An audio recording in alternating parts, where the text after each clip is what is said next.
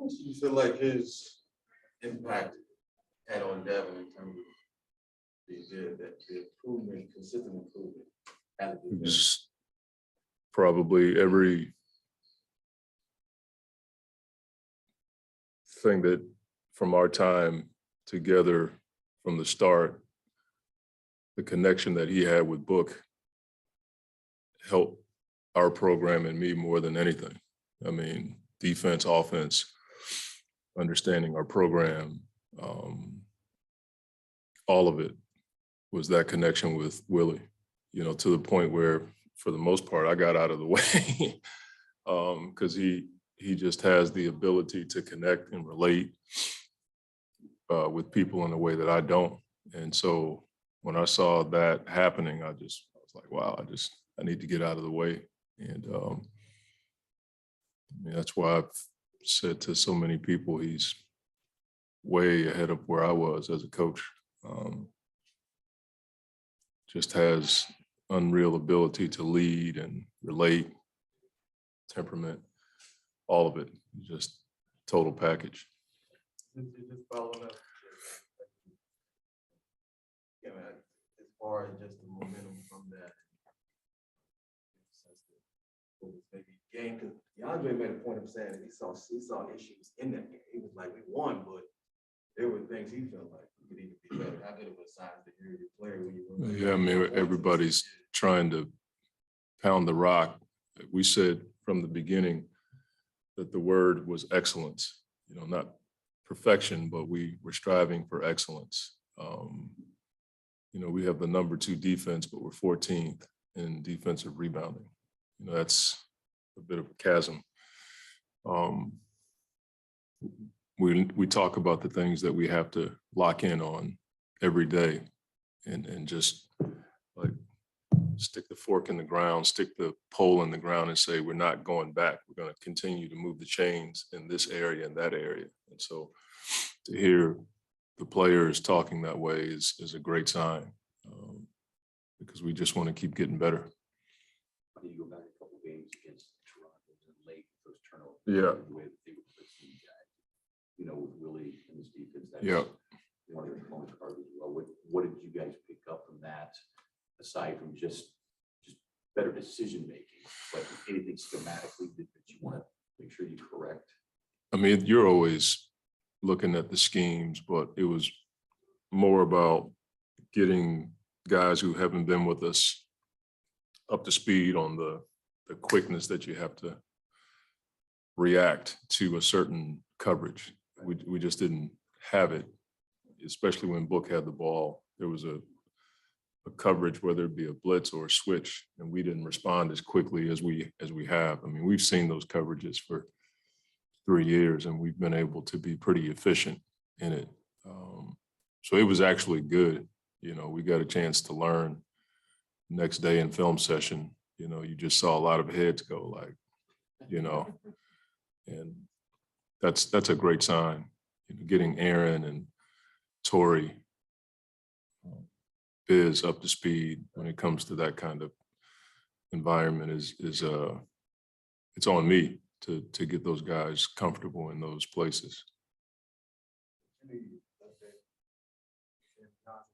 had this injury, Mm-hmm. he missed like 10 days. So No, nothing to report. You know, he's still dealing with it.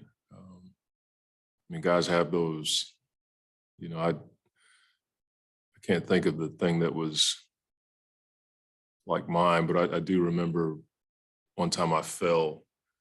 I blocked someone's shot one time and my feet went up in the air and I landed on like the sweet spot in my back. And the blood just rushed to that spot and I couldn't lift I finished the game, but the next day I couldn't lift my leg because it was so tight. And so I know what that's like. It's just not fun and you can't sleep.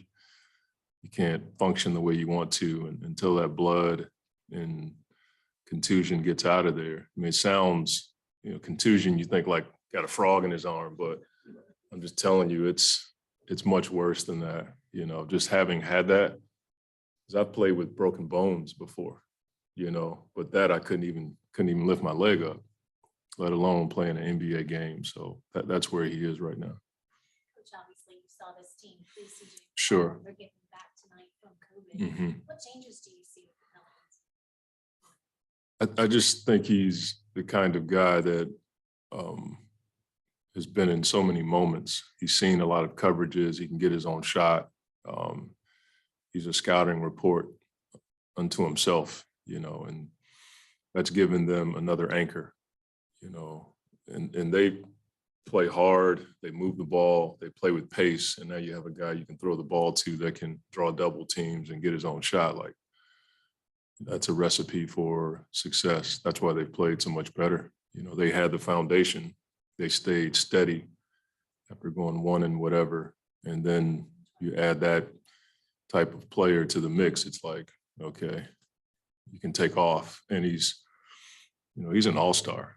He may not get the title, but he's played like an all-star for a while. There was times where he started the season with all-star numbers and then he got hurt. And you were like, man, he would have made it had he not gotten hurt. So we respect the heck out of CJ just because of the time we spend in film trying to figure him out. When you touched on the rebounding and going back to the last meeting, kind of pretty good. Yeah. On the platform. What's the key with a guy like Valanciunas who just continues to put up great numbers, but oftentimes his name doesn't get thrown out there as one of the. Just speaks to the league, I think. There's just so many good players putting up numbers. He's been good for a while. Always undervalued, in my opinion. His ability to shoot from range, score in the post, pass out of the post. He's just been one of those guys that most of the league understands it, but fans may not understand. Like, he's a guy you have to account for in every scouting report. He's going to do the pump fake, and guys still go for it. I saw him shoot a shot the other day without leaving the ground, and the bench just cracked up laughing. But I've been watching him do that for years. So I just think he's, perfect complement to CJ. And I don't think they'd be able to play with two bigs the way they have if he didn't have his skill set, because he can stretch the floor out. All right, thank you.